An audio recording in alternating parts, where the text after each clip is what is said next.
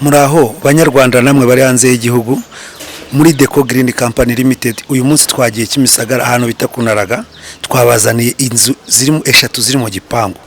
Inzu eshatu ziri mu gipangu ziri ku giciro na cya kindi Deco Green Company Limited yabamenyereje.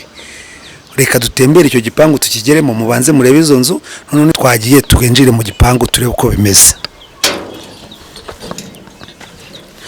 Nkuko mubona ahangaha dutangiye kwinjira mu gipangu. Iyi ni inzu nini ifite ibyumba bitatu na salo na douche na toilette.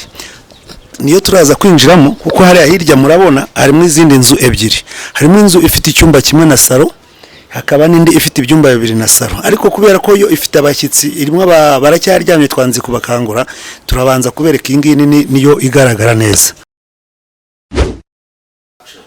Nkuko nabibabwiye muri Deco Green Company Limited, murareba ino nzu ni inzu nini igaragara. Iyi ni salo turimo ifite ibyumba bitatu, ikagira douche na toilette, ikaba ari salo yayo ni igaragara neza. Iyo nzu iherereye hano ugeze mu cyapa Kunaraga, ku Kimisagara mu cyapa Kunaraga. Uzamuka kuri ayo maeskariye ugahita usanga icyo gipangu gihari. Murabona ukuntu ikoze, inzu ni amakaro, irakoze, ifite parafo nziza.